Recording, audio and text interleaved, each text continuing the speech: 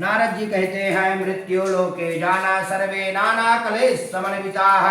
हे प्रभु, मृत्यु लोक में अपने कर्म के द्वारा विविध योनियों में उत्पन्न सभी प्राणी आक्रांत हैं, बहुत सभी दुखी हैं। हे नाथ, किस लघु उपाय से उनके कष्टों का निवारण हो सकेगा?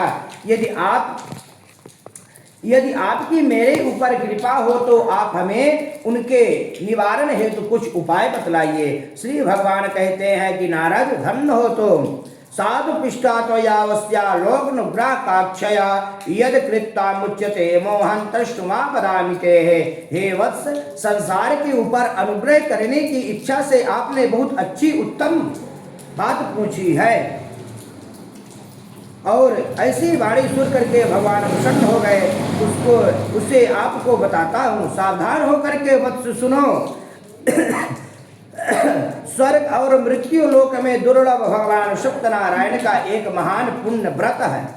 आपके स्नेह के कारण इस समय में उसे कह रहा हूँ। अच्छी प्रकार विधि विधान से भगवान सत्यनारायण का व्रत करके मनुष्य शीघ्र ही सुख प्राप्त कर भगवान के धाम को जा सकता है, इसमें कोई संशय नहीं है। इस तरह से भगवान के सुंदर वाणी सुन करके नारद जी कहते हैं कि प्रभु, उस व्रत का नियम क्या है? किम फलम किम विधानम च कृतम केनैव तद्व्रतम।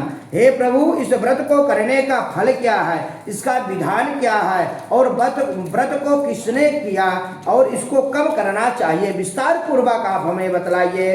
भगवान कहते हैं, भगवान की सत्यनारायण व्रत कथा करने से दुख शोकादि शवनम धन धान्यम प्रवर्धनम सौभाग्य संतिकारम सर्वदा विजय प्रदाम। भगवान, यह सत्यनारायण व्रत कथा दुख शोक आदि का शमन करने वाला है, धन धान्य की वृद्धि करने वाला है, सौभाग्य और संतान को देने वाला है, हर कार्य में सर्वत्र विजय प्रदान करने वाला है। जिस भी किसी दिन भक्ति श्रद्धा से सन्मित होकर के मनुष्य ब्राह्मण और बंधु बांधवों के साथ धर्म में तत्पर होकर के सायंकाल भगवान सत्यनारायण की पूजन करे, नैवेद्य के रूप में उत्तम कोटि भोजनी पदार्थ को सवा मात्रा में भगवान को अर्पण करना चाहिए।